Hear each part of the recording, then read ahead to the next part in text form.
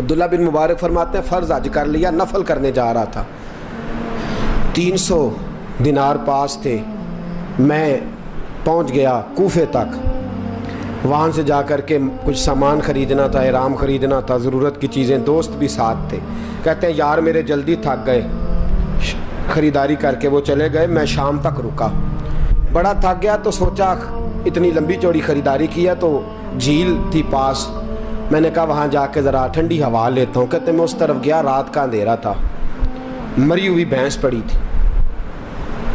یہ کچھ 700-800 سال پہلے کی بات عرض کر لو،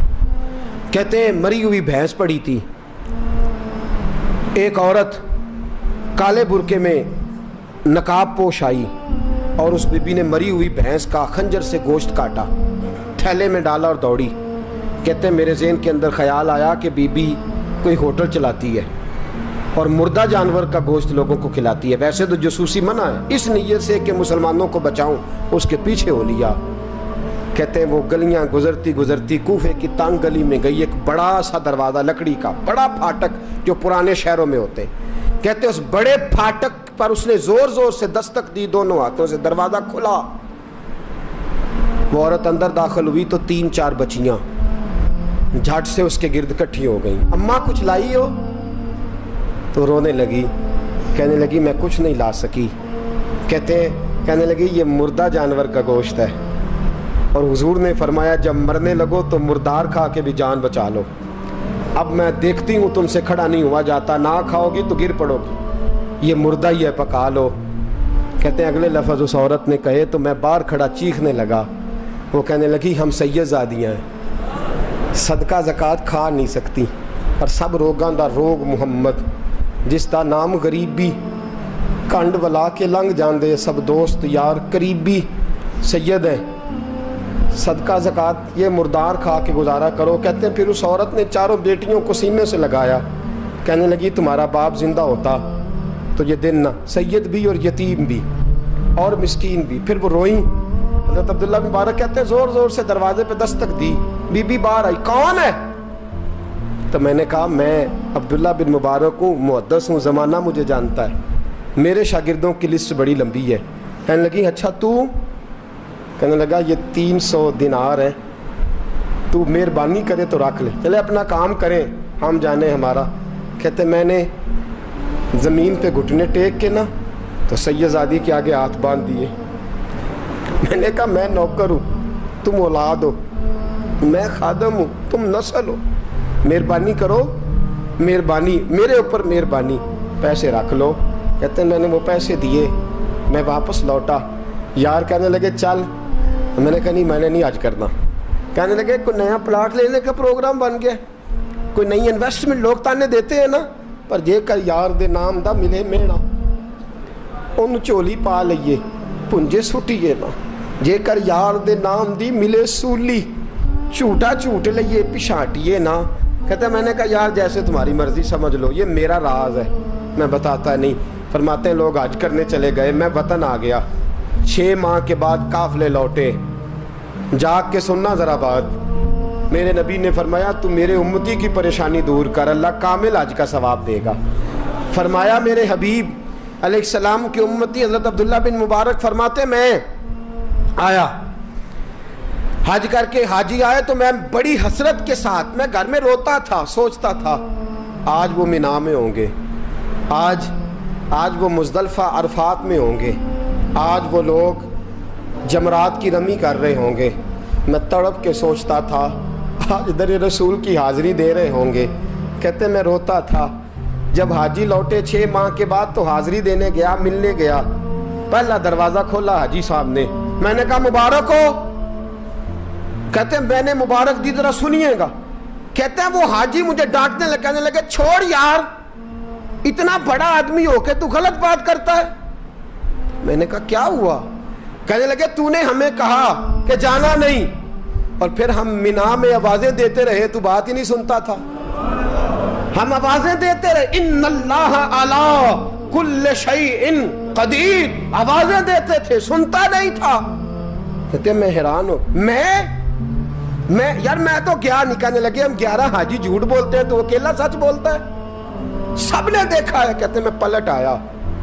चौथे दिन फिर एक हाजी को मिलने गया, मुबारक दी। कहने लगा छोड़ किस बात की मुबारक, मैदान अरफात में तो तूने बात भी नहीं सुनी और यहाँ मुबारकें कहते हैं अरफात में, और मैं तो नहीं। कहने लगे चुप कर, गलत बात भी करता है इतना बड़ा मुहद्दिस हो के। कहते हैं जब आखिरी काफिले आए, आखिरी दिन तो 8-10 काफिले इकट्ठे आए, शाम तक 7 काफिलों से मिला। हर एक मुझे कहने लगा बंदे के पास घोड़ा नया आ जाए, सवारी बड़ी आ जाए तो यारों से तो मिलना चाहिए ना, तू आवाज ही नहीं सुनता था। फरमाते हैं मैं थक गया कि इलाही माजरा क्या है, मैं तो यहाँ इस शहर की गलियों में फिरता रहा और ये सारे हाजी क्या क्या रहे हैं। फरमाते हैं रात को हजरत रबी बिन असलम, वो बहुत बड़े बुजुर्ग मुहद्दिस थे, वो भी हज करने गए, दरवाजे पे दस्तक दी, बाहर आए तो झगड़ने लगे। कहने लगे तूने मुझे किस मुश्किल में डाल दिया है। मैंने कहा हुजूर क्या हुआ, किस मुश्किल में। मैं तो मिल, कहने लगे छोड़ यार, आलिम था तो मैं तेरी इज्जत करता था, तूने ये क्या किया। मैंने कहा क्या हुआ। कहने लगे याद नहीं जब तू रोजा रसूल के सामने मिला था, जब नबी पाक के मुवाजे के सामने तो पैसों वाली थैली मुझे पकड़ा गया, पकड़ अपने पैसे। मैं तो संभालते संभालते थक गया हूँ। कहते हैं यूं सीने से पैसे लगाए, घर आया, इशा पड़ी तो सो गया। मैंने कहा या अल्लाह उकदा खोल दे। रात गहरी हुई, मेरे घर की दीवारें चमकने लगीं, नूर फैलने लगा, खुशबू ही खुशबू पूरे शहर को मुअत्तर करने लगी। कहते हैं मैंने आंख झपकी तो सामने अल्लाह के रसूल तशरीफ फरमा, सामने महबूब तशरीफ फरमा है। ख्वाब मेरी विच आया माही, मैं उहदे गल विच पा लईयां बावां, फिर डर दी मारी अख भी न खोलां किते फिर विछड़ ना जावां। फरमाते मैं महबूब पाक की ज़ियारत की तो नबी पाक अलैहिस्सलाम का दीदार करके फूट फूट के रोया।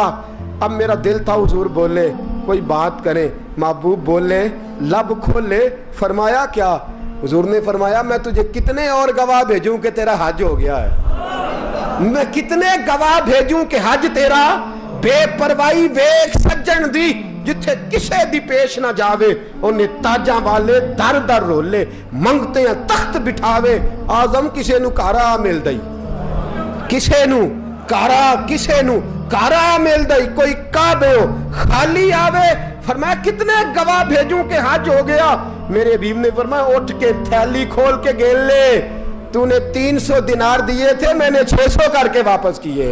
फरमाया किन। हजरत अब्दुल्ला बिन मुबारक ने 60 हज फरमाए। उसके बाद कितने हज किए,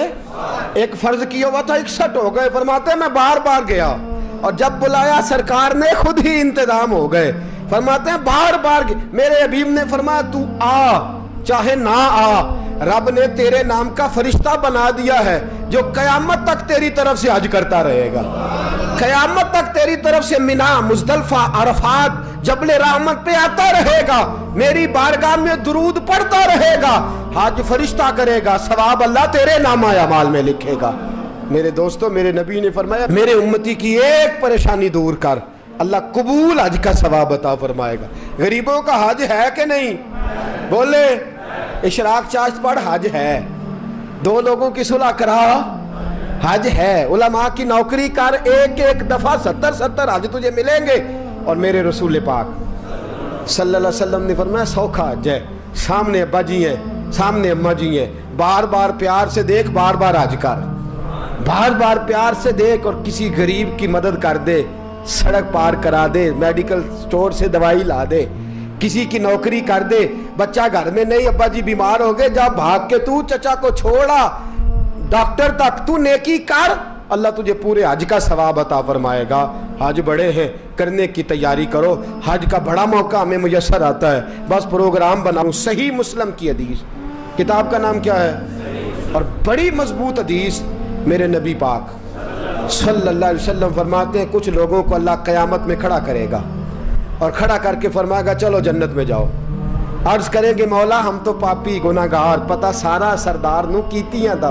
हम तो बड़े गुनाहगार, किस वजह से जन्नत। फरमाया तुम्हारे हज की बरकत से, तुमने हज किया था ना, उस बरकत से जन्नत। तो बंदे अर्ज करेंगे मौला हम तो माड़े थे, गरीब थे, गए ही नहीं, हज किया ही नहीं, तो तू हज की वजह से माफ कर रहा है। तो रब करीम फरमाएगा जब हाजी जाते थे दिल तड़पता था ना, जब हाजी जाते थे आंखें बरसती थी, जब हाजियों के काफिले निकलते थे